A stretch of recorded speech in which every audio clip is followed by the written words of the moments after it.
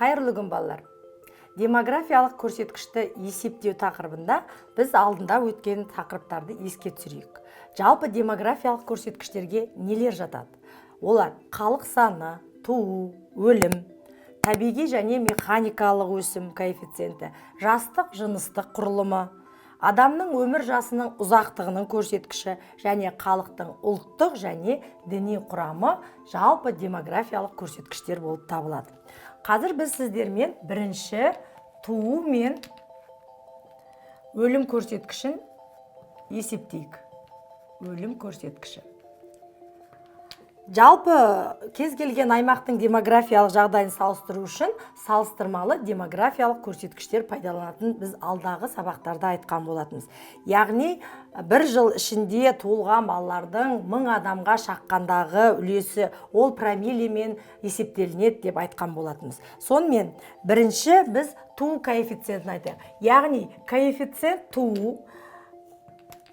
туылған балалардың санын сол халықтың қатынасы, 1000 адамға қатынасы деп айттық. Көбейткенде, яғни промиллемен шығады. Бұл жерде тағы айтам. КТ дегеніміз бұл туу коэффициенті, Т дегеніміз туылған балалардың саны, халық дегеніміз Х, яғни елдегі халық саны. Бұл туу көрсеткіші. Енді дәл осындай біз өлім көрсеткішін айтатын болсақ, яғни өлген адамдардың санын, сол жердегі халықтың саны және 1000 адамға шаққандағы. Яғни бұл жерде өлім коэффициенті, өлім жітім, елдегі халық саны, оны 1000-ға шаққандағы. Салыстырмалы көрсеткіште 1000-ға шағамыз деп айттық, сондықтан ол промиллемен өлшенеді дедік. Бұл туу және өлім көрсеткіші. Яғни біз оларды берілген сандық материалдарымызды осы формула арқылы есептеп табып алуға болады екен. Екінші көрсеткішіміз. Бұл табиғи өсім. Табиғи өсім. Және балалар, жалпы өсім. Жалпы өсімді есептейміз екен. Ал енді бұл табиғи өсім. Біз алдыңғы сабақтарда айттық, табиғи өсім дегеніміз неге тең дедік? Ол туу мен өлім жітімнің айырмасы деп айттық.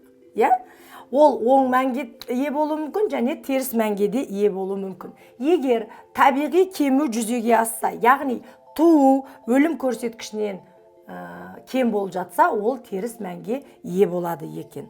Екінші механикалық өсім. Механикалық өсім.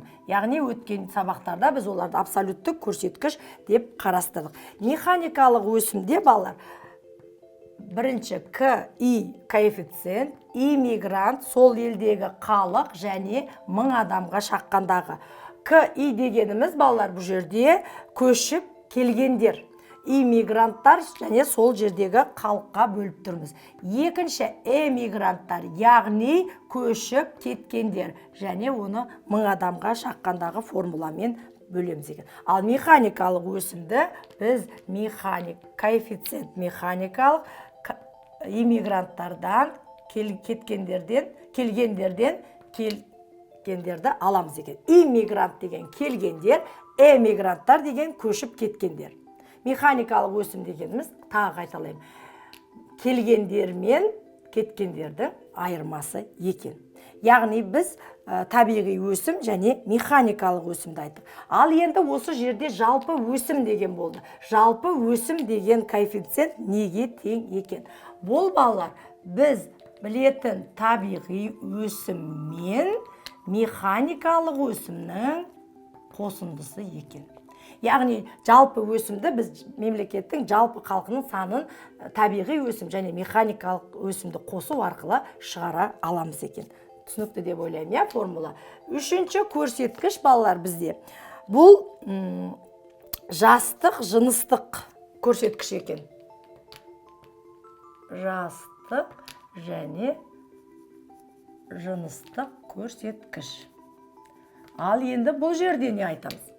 Жалпы халықаралық статистикада салыстыру үшін жастық 4 топ белгіленеді екен.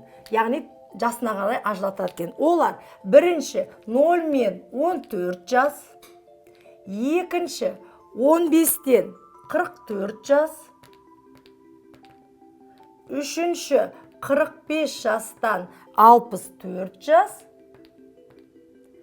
төртінші балар плюс 65 жастан жоғары деген сөз. Яғни бұл жастық 4 топ екен. Жалпы жастық жыныстық құрылымды біз жастық жыныстық пирамида арқылы анықтаймыз екен. Ал ол пирамидада жаңағы бір жағына, сол жағына ерлер, оң жағына әйелдер, орталық бағанға жаңағы жастық топтар жазылады екен. Сөйтіп пирамида арқылы қай елде ерлер басым, немесе әйелдер басым, немесе жастық құрылымы қандай екенін біз пирамиданы оқу арқылы анықтап аламыз екен. Келесі төртінші көрсеткіш ол ұлттық халықтың және діни көрсеткіші. Бұндай да көрсеткіштер бар, иә? Ал енді ұлттық көрсеткіш дегеніміз не? Яғни Қазақстан көп ұлтты мемлекет. Бізде 130-дан астам ұлт өкілдері тұрады. Олай болса, ұлттық құрамына қарай біз бір ұлтты және көп ұлтты деп бөлеміз екен. Мысалы, бір ұлтты мемлекетке біз Жапонияны мысалға келтіре аламыз.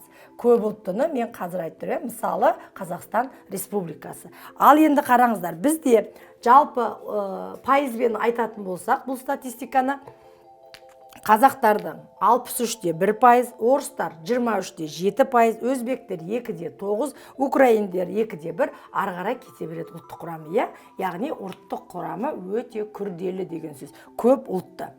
Ал енді діни құрамына айтатын болсақ, жалпы діни көрсеткіште біз бірнеше білеміз. Мысалы, әлемдік дінді білеміз, дәстүрлі дінді білеміз, жергілікті дінді білеміз. Осылай кете береді.